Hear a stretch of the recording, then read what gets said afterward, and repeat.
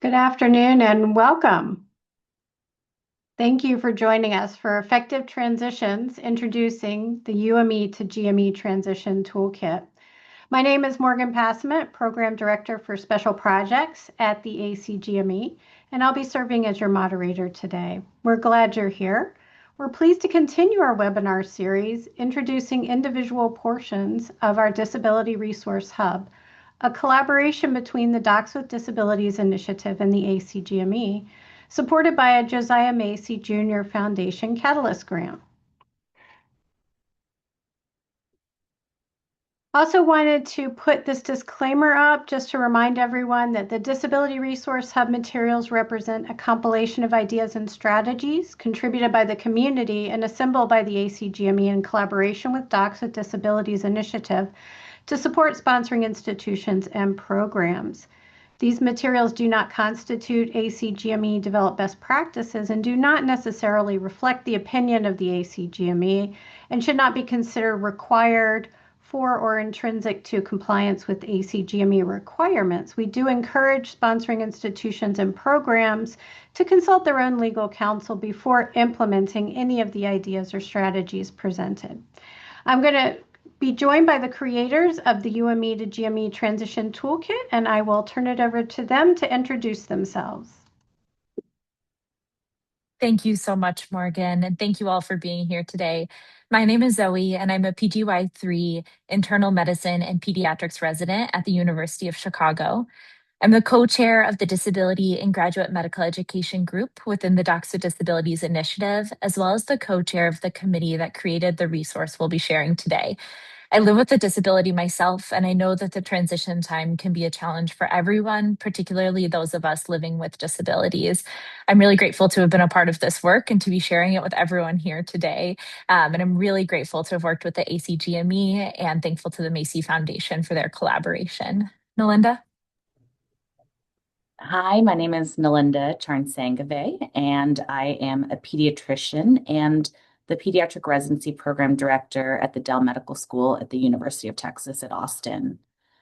I co-chair the Disability and Graduate Medical Education Work Group within Docs with Disabilities, and also co-chaired the UME-to-GME Transition Toolkit Committee with Zoe. We are glad to be here to share our work alongside some of our wonderful committee members and contributors. I would also like to ask Ellen to introduce herself next.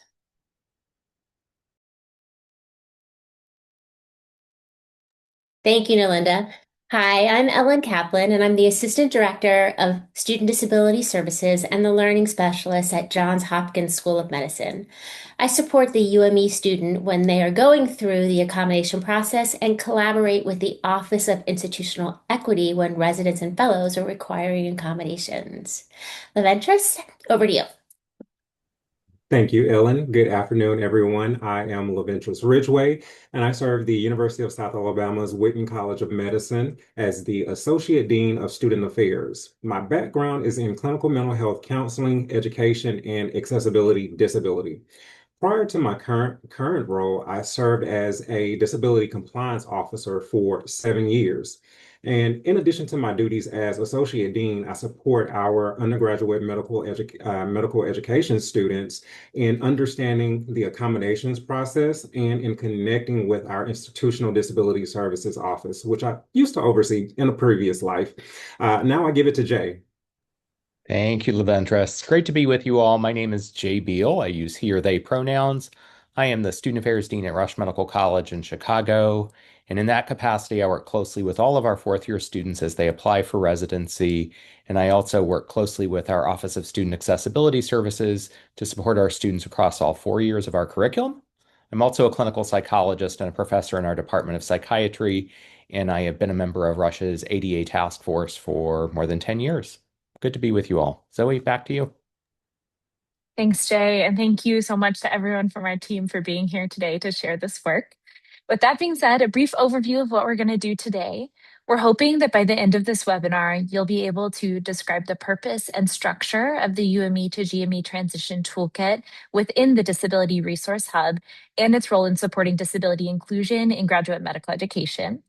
to articulate the unique challenges faced by medical students with disabilities during and after the transition to residency, and also identify key points within the UME to GME transition in which the UME to GME Transition Toolkit and its contents can be applied. To support these learning objectives, we'll briefly discuss the literature and landscape that pertains to the transition and the process of creating the toolkit.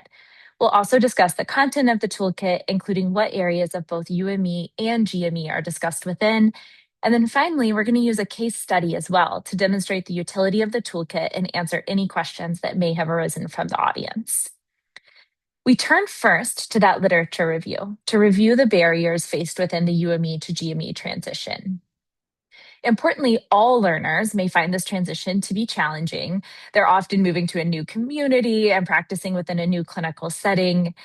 There's a new level of autonomy and responsibility that have significantly increased, and this demands a rapid expansion of medical knowledge.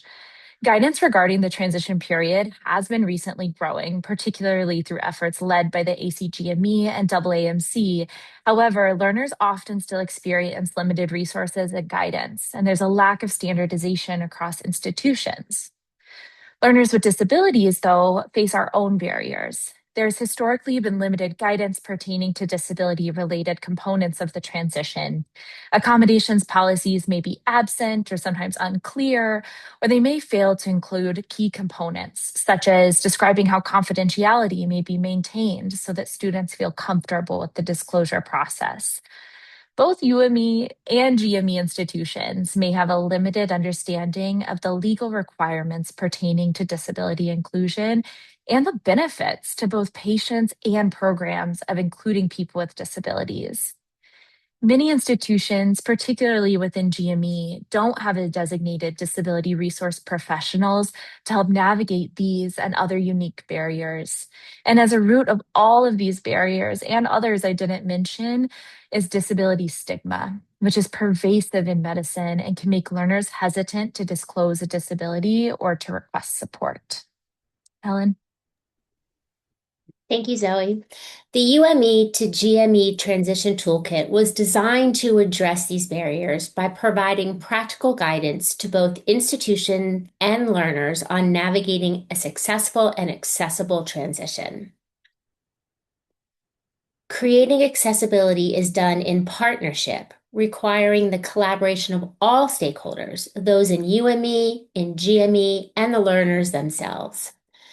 For this reason, the toolkit is made for everyone who supports learners with disabilities, including but not limited to the disability resource professionals, program directors, designated institutional officials, deans of students, career advisors, faculty members, human resource members, as well as being discussed in more detail later.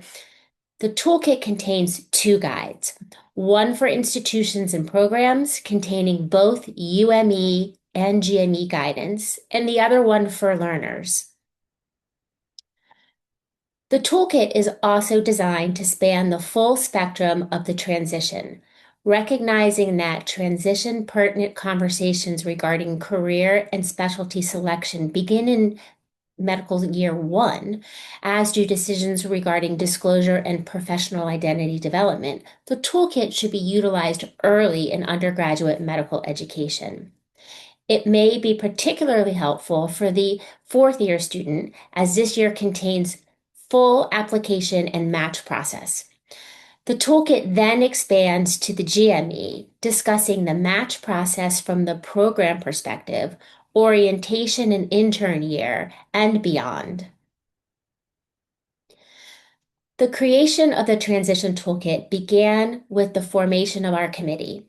This was done intentionally, ensuring representation from all 3 groups of stakeholders, UME, GME, and learners, as well as diversity in roles, demographics, and disability experience. All committee members then engaged in a period of idea generation, creating a comprehensive list of topics for both guides. The 2 co-chairs then wrote the initial content for each guide, utilizing these ideas. An iterative feedback process came next, with committee members reviewing content, providing feedback, and then being presented with a new draft for feedback. Finally, the broader hub team, including those from both Docs with Disabilities Initiative and the ACGME, reviewed and provided feedback until a final draft was created. Zoe will now tell you a bit more about what you can find in the toolkit. Thank you. So through this fantastic and very in-depth process, the transition toolkit came to contain everything you see on this slide. And if it looks like a lot, it is. It's a pretty robust resource. And we're going to walk you through some of the things that you can find within it to make it easier to use it. Be aware there is also a search function. So if you're ever looking for something specific, you'll be able to find it. You'll see here that there are two guides, one for institutions and programs and one for learners. They mirror each other closely, although they do contain some key differences as well. Importantly, the learner guide was written by learners for learners, with other committee members review before finalization. Both guides are split into 3 time periods: UME broadly, the recruitment season and match process specifically, and then during residency. Topics include career guidance, clinical accommodations, making accessible interview days, how to intentionally welcome disabled residents, responding to disclosure of disability, and more. For learners specifically, topics also included finding community, deciding when and how to disclose a disability, communicating with your program leadership, and information regarding disability policies and laws that protect learners. For each topic, there's a few things that happen. There's the recommendation itself, a description of what we actually mean by that, sometimes with literature or other guidance included. Each of these, at least within the institution version, is followed by guiding questions intended to support the implementation of our recommendation. And finally, each topic has supplemental material, which varies based off of what is most helpful for the specific topic at hand. These may include links to the literature, past webinars, or external resources. They also, though, may include sample content made by our committee. For example, there's a sample web page linked under the recommendation to discuss disability inclusion on GME program web pages. And then additionally, for any content where we recommend writing something, such as an email, we provide a template for adaptation to your specific context, so you know what the creation of that email or document may look like. To give you an idea of what this actually looks like in the toolkit, I'd like to show you just one item from the institution and program guide. This one's focused on pre-interview communication. And you can see that first there's a paragraph explaining our recommendation, which is then followed by these guiding questions. These questions are intended to support institutions in the translation of our recommendations into their own specific context. Under each set of guiding questions, there are resources, many of which are housed in clickable hyperlinks. As an example here, one of the recommendations is ensuring that applicants know how to request accommodations and are reassured that accommodations are private and confidential. So when you click on the sample interview invitation email, a template of this email comes up, allowing a program to build this template into their own interview invitation email, but exemplifying language around requesting and confidentiality. Our goal for the entire toolkit was to make implementation of our recommendations as simple as possible, but still allowing programs to implement accessibility quickly and effectively while making it their own as well. So, as Zoe highlighted in her overview, the toolkit is fairly extensive. To give you a deeper idea of what's in the toolkit and some thoughts on how the toolkit might be used, we've created a case study about a student named Jordan. What I want us to do now is to walk through Jordan's case from both the UME advisor's perspective and the GME program director's perspective, who are both working to support Jordan. So, Jordan is a fourth-year medical student who will be applying to residency. Her clinical evaluations are exceptional, and she has earned honors in several of her clerkships, and she boasts multiple research experiences.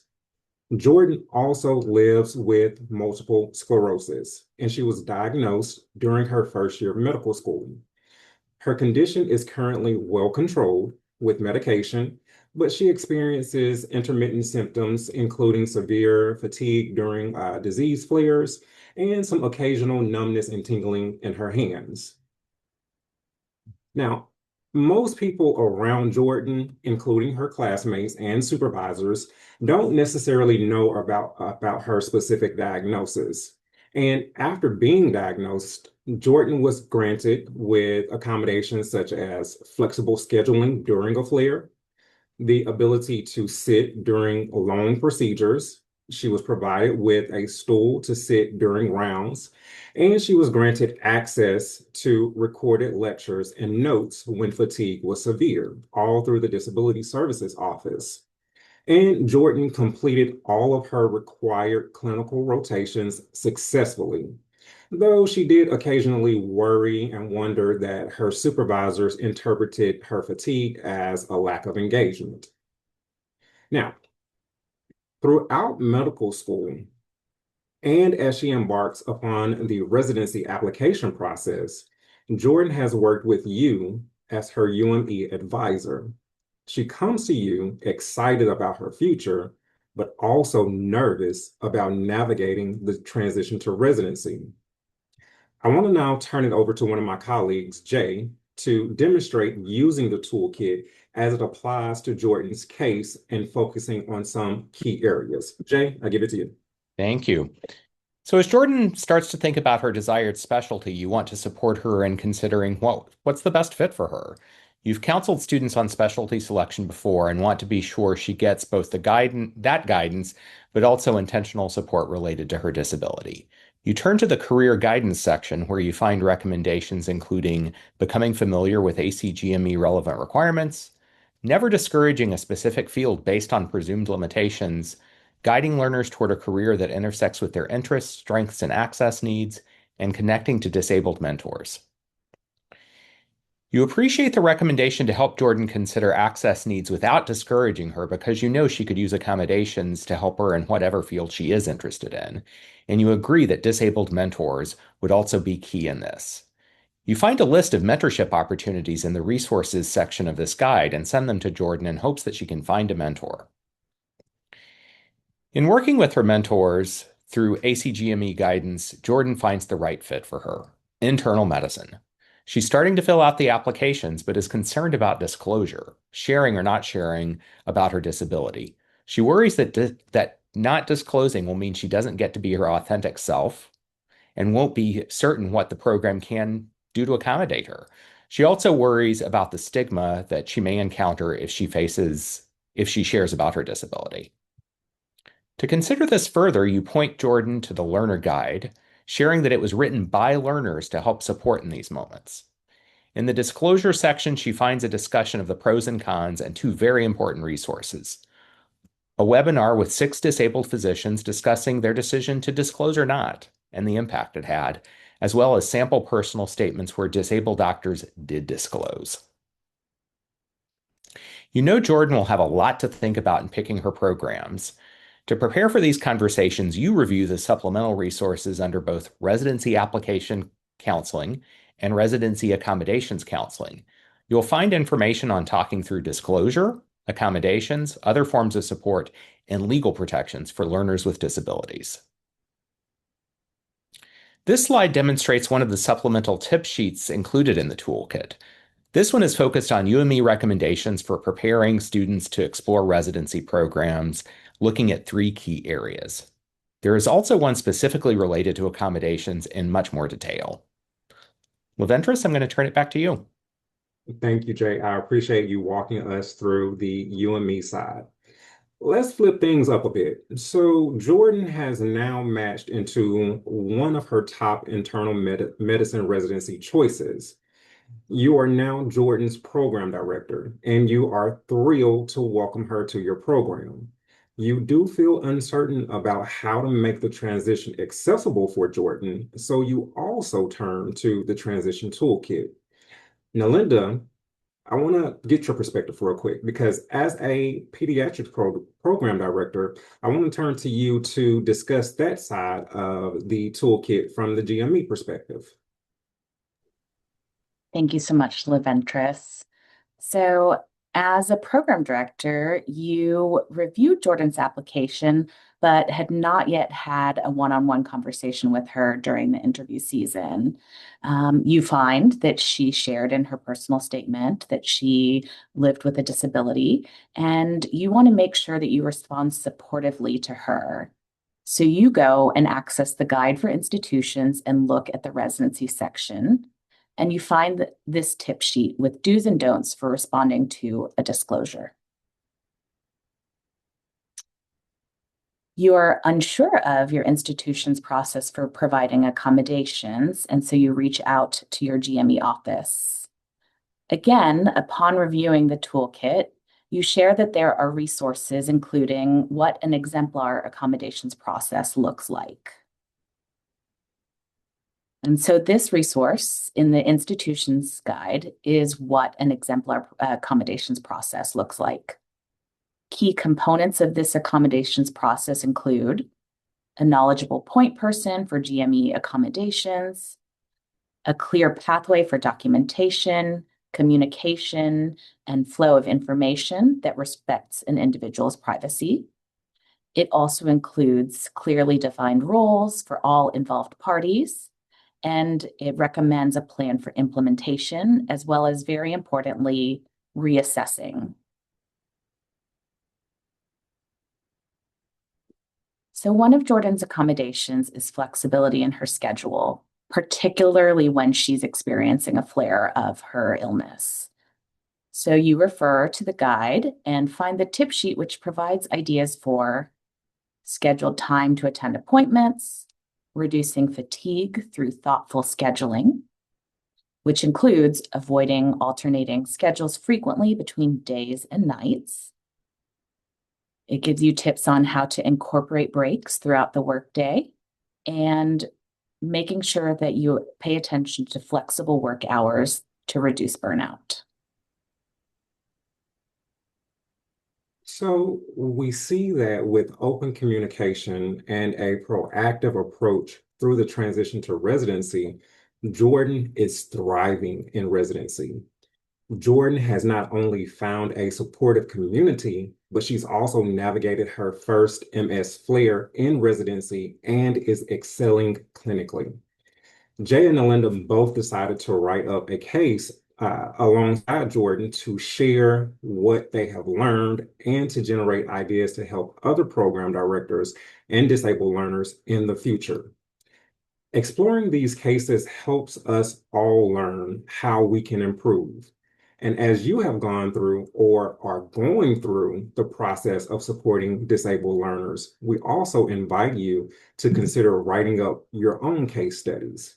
Nalinda, thank you for letting me steer the ship for just a few moments. I give it back to you.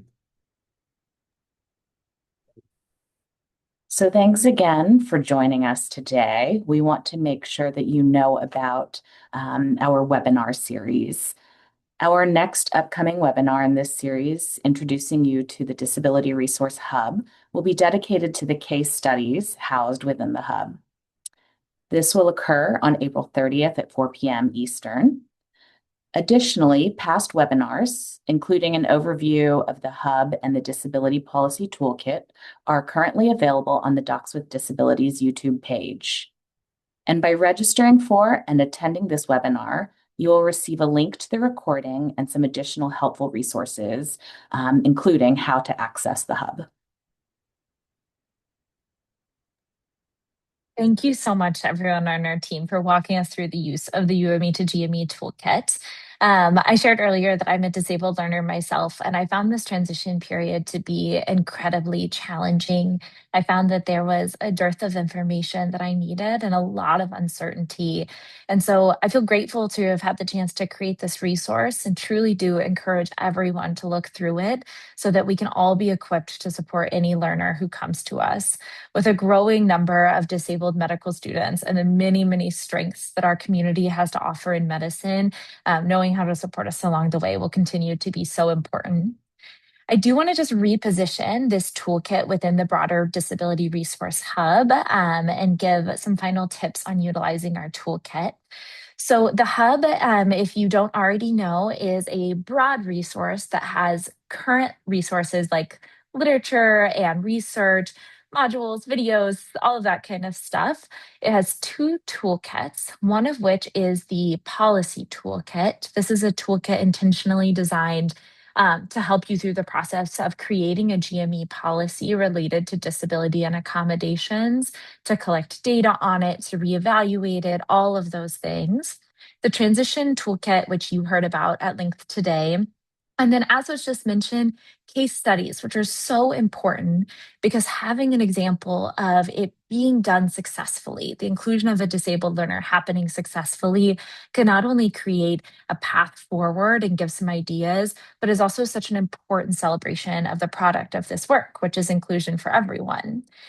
I do want to say the toolkit really is so large, and we could not highlight all of it today, but it was large because we wanted to cover as much as we possibly could, knowing that each learner will have unique things that they need intentional support with. So, no matter your role in medical education, taking a moment to look through the list of items that are within the toolkit, not necessarily reading the whole thing right off the bat, but knowing what is the content that's in there. So when there's a learner in front of you who says that they need support with something, or you know that it's time to talk about a specific part of their transition journey, you know when you can come back to the toolkit and start thinking about using some of these things. Um, Finally, but also very importantly, thank you to not only the committee members who joined us today, but there are so many members on our team that had so much experience and helped shape our toolkit. It would not have been possible without the combined expertise of every person on this slide. We did want to leave lots of time for questions about utilizing the toolkit or about the transition more broadly. And so I'll turn it back over to Morgan to facilitate that portion of our webinar. Great.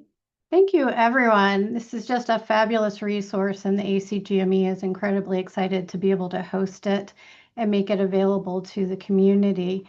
And I wanted to start off, if I could, with the expertise we have here in the panel and throw a question out to everyone, whoever wants to respond. But based on your experience in building this toolkit, where do you most often see institutions struggle during the UME to GME transition for learners with disabilities? I'm sure each of you has your own spot that you see people struggle with.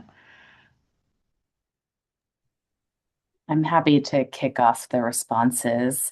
I think in my situation, which obviously as a GME program director, we see a lot. I think the transition from going from being a student with a different sort of responsibility related to accommodations, transitioning to being a learner employee makes, I think, the transition that a little bit harder, and certainly requires a lot of, I would say, advanced planning and anticipation and preparation. And so that's, I think, top of mind for me when I think about the transition. Obviously, I am a little bit biased because of where I live as far as my role, but that's certainly where I see the greatest challenge.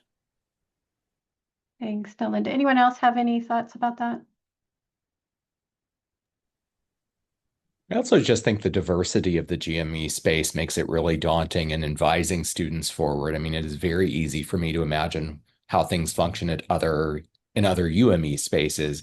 It's much more difficult for UME advisors to imagine a community family medicine program versus an academic surgery program versus just all of those different kinds of ways people function once they get into the GME space and what that might look like and how to help students begin to advocate for themselves as they move into those spaces is just daunting because of the diversity.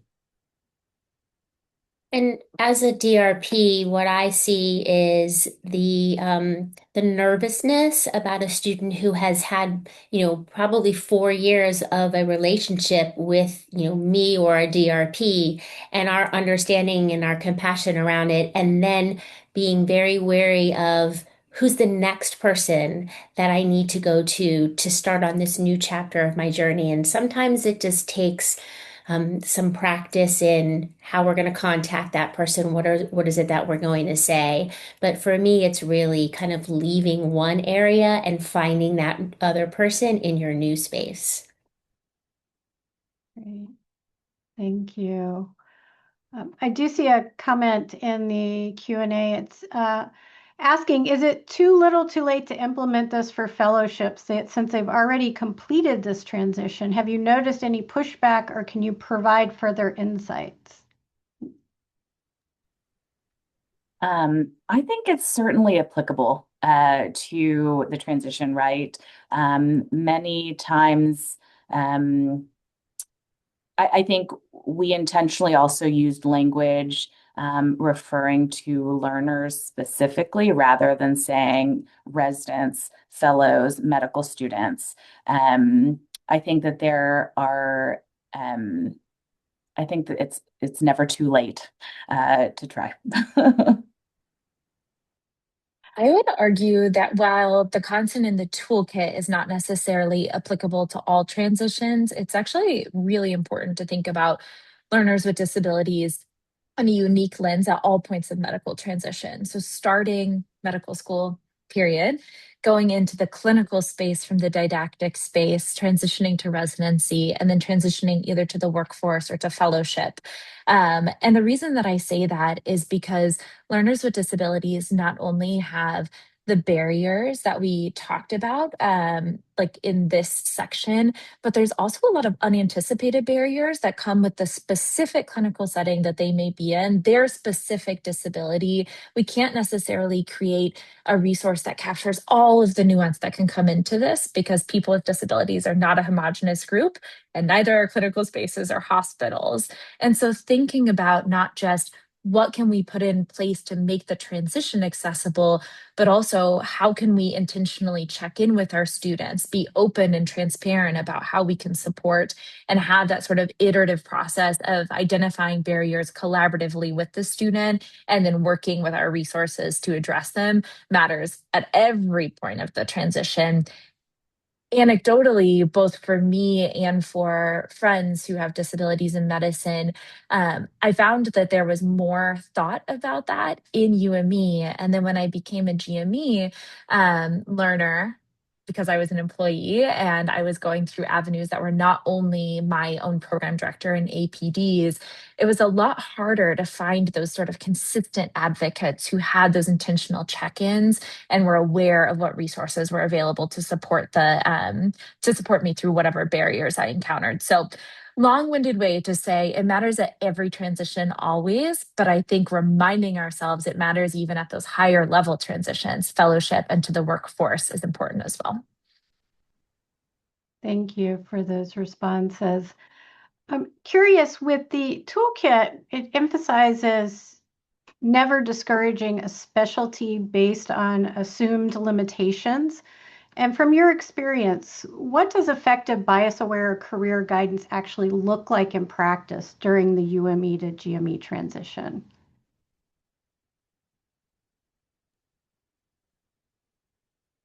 I'm just pausing for a moment because I just answered, but I'm happy to start this one. I encourage anyone else to weigh in. I think that one of the reasons this is important is it has there have been many learners who have shared that they've been discouraged away from a specialty because of their disability, and that is not often rooted in evidence that they can't actually do the specialty. And that's a big deal for two reasons. Every individual learner has the right to pursue the specialty that feels like the right fit, that will give them the most joy, that they have the most interest in, because that interest matters for their long-term enjoyment and well-being. but also because every specialty is made better by having a diverse workforce, and that includes disability. And so when we have data, such as the paper that came out from Mitien Nguyen and team on the match rates, that there are certain specialties that we're not always seeing the same level of match rates for disabled learners, things like surgery and stuff like that.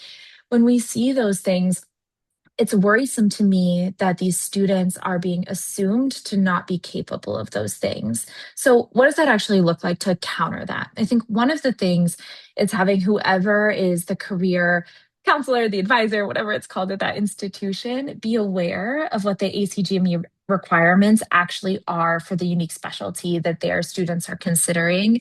So, having that as a framework, intentionally seeking out an understanding of if people with disabilities are in that field and if they've shared their stories. So, for example, Dr. Charan Sangave's case study with her learner who uses a wheelchair in pediatrics, really important to think about how that can be accommodated in that specialty, but also the many podcast episodes and publications and things like that that have come out from disabled doctors who are surgeons and radiologists and generalists and all the things that can demonstrate what does it actually look like to pursue and to succeed in this field.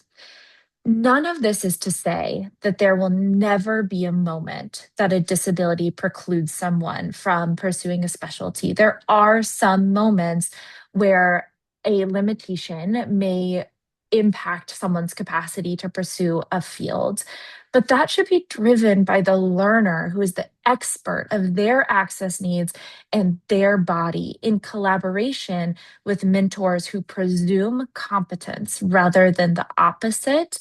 And if the situation arises where it truly is not a good fit, that can be found in a collaborative manner rather than starting from a place of assumption and exclusion.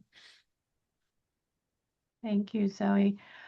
Did anyone want to? I saw a couple people come off. Did anyone else want to add to what Zoe said other than the nods? I can just say one thing. This piggybacks on what Zoe was saying. You know, a a learner with a disability, they know themselves best, and they are not going to set themselves up for failure. And so, oftentimes, when they're going through the UME education process and they're going to different electives and different sub-Is, they're trying to figure out where they fit, not only what they love, but what they feel that they can do, they can excel at. We have to really listen to what they're saying, because they're going to want to be successful. And so they're going to gravitate towards a field that works for them and that they love and can enjoy for a lifetime. Great. Thank you for that. We have a question about a learner whose path from UME to GME has been interrupted by a disability or time away. How does the toolkit address re-entry barriers when programs expect recent clinical work or other experiences that may be difficult or impossible to obtain during that time? What can institutions or programs do to prevent that gap from becoming an exclusionary barrier?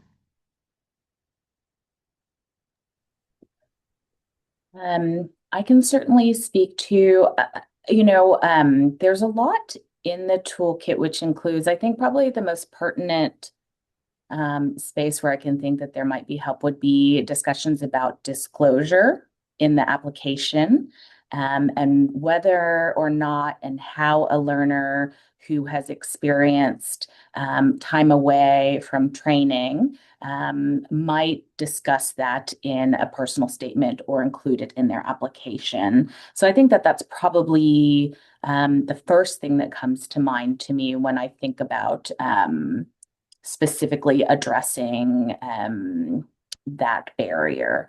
I don't know if there are others within the group who recall other specific instances. And I would imagine that, oh, sorry. no, go ahead, go ahead. No, I was just going to say, I think the toolkit also talks about when you are in that application space, how to request accommodations for the interview day, because you can request accommodations for the interview day as well. And that's a part of that transition back in on top of, how do we talk about this in the different parts of the application, whether that be the personal statement or the impactful experience, where is the most impactful place or influential place for disclosure, along with requesting accommodations for their interview. I will also say, I think that leaves of absence, whether between medical school and residency or during one of those two things, are important and often thought about and talked about in the disability space. We actually don't have a specific recommendation that pertain to those, which is a great moment to share that this is going to be a living and growing document. It is not at all, despite being really robust, I would say it's still incomplete. There will always be things that we're learning and new resources that are being developed. So I would invite you to share with us if you have a key resource you don't see represented.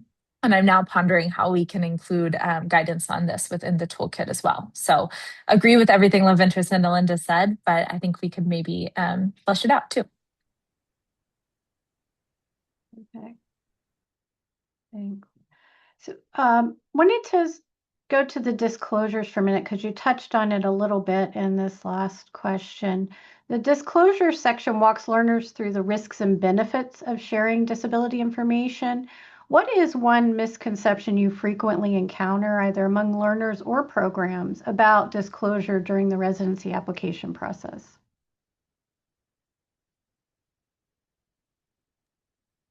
Start this one off. I think one of the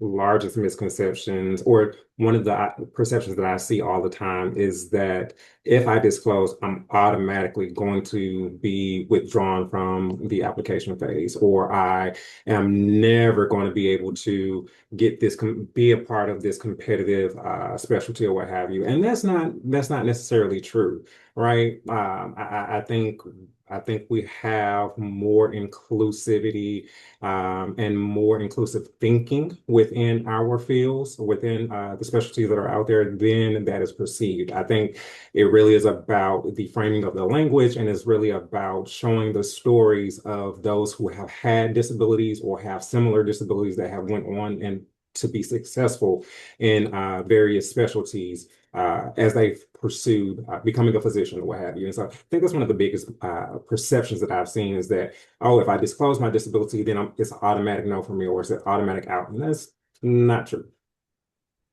I would add to that I often work with learners who underestimate the extent to which the lived experience of having a disability is actually going to be a valued and cherished aspect by program directors. And I think certainly there is some risk management in thinking about disclosure, but I think it's often a missed opportunity when learners decide not to disclose and are going into a residency without being fully appreciated for their authentic selves and cherished for that. I'll echo what go ahead, LaVentress. I was just going to say, I'll echo what Jay said in saying that one of my biggest recommendations to students is to remember that you should get to be your whole self, and disclosing is a part of that. Disability is not only a diagnosis, it is a lived experience that shapes so much of who we are. On the program side, a misconception that I think I've seen is that disability cannot be discussed during interviews. I think it's really, really critical that we name that there are some things that cannot and should not be asked about disability, things like diagnosis, et cetera. But when I brought up my disability in my personal statement, I got asked questions like, tell us more about why that experience was meaningful to you. Tell us more about what it's felt like to connect with patients in the way that you describe in your personal statement. And those were inclusive ways to give me a chance to share however much or how little I wanted about my disability without being, stigmatizing or without crossing into the realm of the questions that are out of bounds to be asking students either. So it does not need avoided if it's a part of the application. They want you to know it's a part of them if they share it, but you should be mindful of how to ask about it and what you cannot ask, both of which are included in one of the tip sheets in the toolkit. Right. I'm going to go to what I think is a pretty straightforward question, and then we have a longer one, which is, would love to know if there are any resources specific for learners with visual impairments.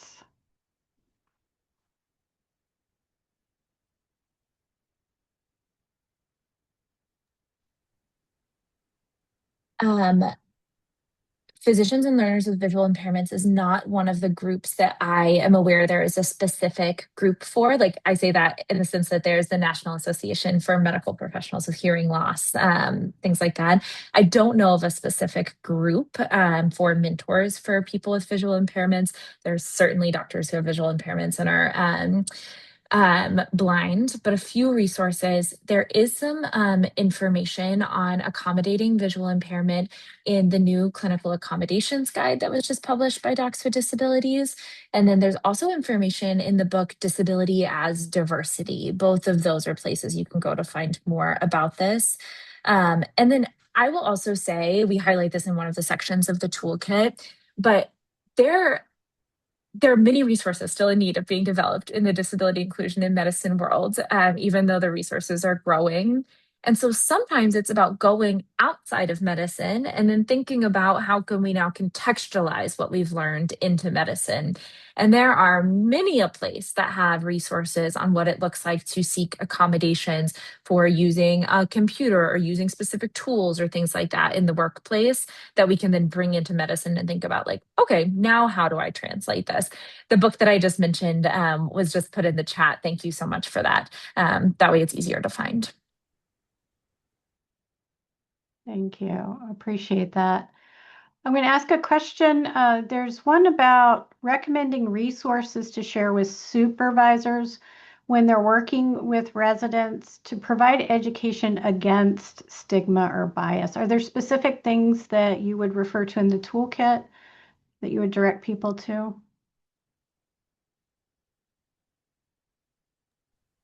We have a number of tip sheets on how to respond to disclosure, as well as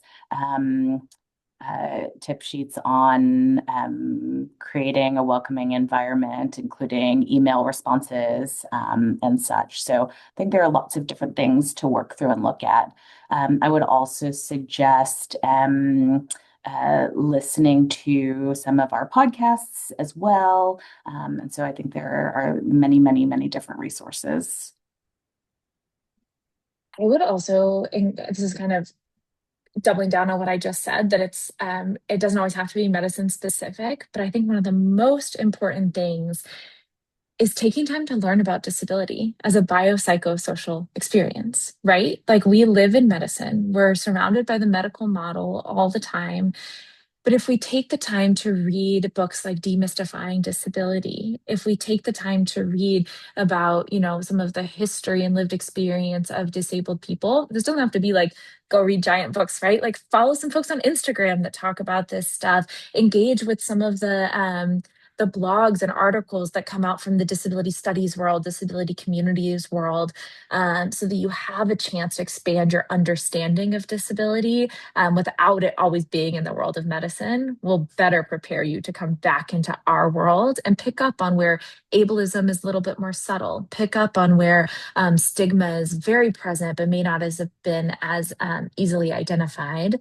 And then I'll highlight an upcoming resource. There will be some modules coming out in collaboration with the AMA soon-ish. I wish I could remember the exact month, but soon-ish, that focus on anti-stigma in admissions and beyond. So those will be a good resource to look out for, and we will include them in the toolkit once they arrive. Thank you. And I just wanted to add that I think this belongs in every residency program in the country. I too often get a reach out from a PD, or the accessibility gets a reach out from a PD because they have an incoming learner who has an identified disability. and then they start to do the work. Disability is an extraordinarily part of the human experience, extraordinarily common part of the human experience. We should expect it. We should embrace it. We should get excited about it. So we should all be having these conversations as part of our professional development. Thank you. So I'm going to turn to what looks like a long structural question and I'll read a bit of it, and then I'd love to hear your reactions to this. This is, our residents and fellows are only able to apply for formal disability accommodations once they're active employees in our system. Because the process to negotiate those accommodations may take several months to be determined, our GME has devised a temporary informal process where they can choose to disclose to GME staff anytime post-match about their functional limitations and what accommodations they anticipate would be useful. We then facilitate conversations with program leadership to see what accommodations may be able to be put in place informally and temporarily from day one, with the expectation the learner will go through the formal process once eligible and that HR process supersedes any informal temporary accommodation. I'm confident we're doing this in the best intentions to help the learner start off with as much support as possible. I'm concerned the temp informal process may mistakenly give the learner false hope. What thoughts do you have about this process when our primary goal is to ensure the learner doesn't appear to be failing from the beginning simply because the environment wasn't accessible from the beginning?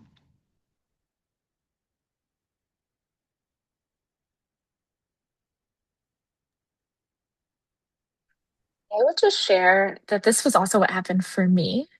And I wound up using a mix ultimately. So I do have formal accommodations, but some of my accommodations are informal and they're only in place as a way of the program saying, we see you, we've got you. And I think that's actually really beautiful. And so I think, the right answer is always have the formal accommodations because that's how you protect the learner. Like it's absolutely important that it's on paper to protect the learner. Um, Ideally, the HR program would be working quickly to try to get things in place. Ideally, which you will read about at length in this toolkit, communications regarding how to request accommodation goes out on the day they match and they get that fun welcome email. Ideally, it's all happening quickly enough that formal accommodations are in place right away. However, I do think that as we are in this gap where we are all working to improve our systems, our policies, and our processes across all of medicine, having informal accommodations and just having respect for how to show up for people's bodies in the myriad ways that bodies exist in this world is never a bad thing. And it's been really helpful that I know that if I need something, I can go to my program and say, like, hey, it's going to take a while for HR to buy this thing, but I've realized that I have this barrier and it's really challenging. Is there anything we can do in the meantime? And I know that they've got my back. So the right answer is always get the formal accommodations. It's an important form of protection, and it gives the learner an opportunity to really dive into what supports are available. But informal accommodations are, I think, sometimes our unsung heroes as well. Yes, and I completely agree with everything that Zoe says. I think, absolutely going the formal route and having them formally in place.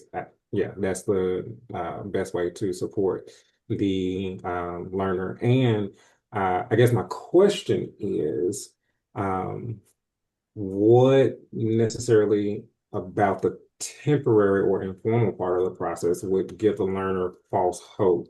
I guess my thought there is, if you had somebody who broke their leg and they needed a wheelchair for a little bit, the program would work that part out and just kind of go through the formal process as needed or what have you. And that's, like Zoe said, you're kind of jumping into the process from the beginning, allowing the learner to get acclimated until they figure out what's concrete. I don't know if any of that made sense, but I guess it's kind of what I wondered there. You I think normalized it. that Thank you. I think that the thing that I'm hearing here is like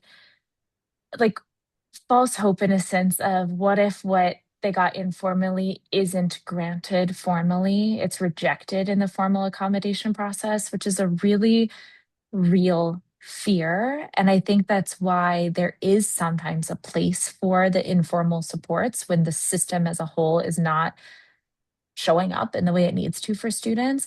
I would caution against taking away the informal supports if they aren't approved. I don't necessarily think we should walk them back if they aren't approved. But that exact point that like Leventress and whomever asked this question is making is why it's so, so important that we have a formal accommodation process that is well structured and continually learning and growing about what it looks like to have accommodations in place for all the types of disabilities that are iterative so that things don't get rejected when they have proven to be helpful for the student to improve their accessibility and then to ultimately improve patient outcomes, right? I think another thing to Linda? think about is rather than thinking about these temporary or informal processes that you're implementing, also thinking about how you can universally design these systems or how you structure schedules or other things that benefit not only the trainee that needs these specific or uses these specific processes, but rather think about how you change that and make that the process that exists for all of your trainees. So that's the only other thing I would add is thinking about universal design in if you have a process that is temporary or informal. Perfect. Thank you. So we're going to do one last question for each of you, 30 seconds. What is one mindset shift or action you hope faculty advisors or program leaders take away from the UME-to-GME Transition Toolkit? Give you just a second to think about that. And I know, Zoe, you're ready. What is it you want people to take away? I mean, I think the thing that I'm forever screaming from the rooftops, if it hasn't already been clear, is that disabled people are awesome doctors. Like the moments that I have had a chance to connect with families and patients because of my own lived experience has been so incredibly powerful. And in the same way that having diversity in all of the other spheres is critical to making sure that we are mindful of our patient experiences, their backgrounds, their fears, et cetera, disability counts too. And so this matters not just because we matter as people, but it matters because we make medicine better for the patients too.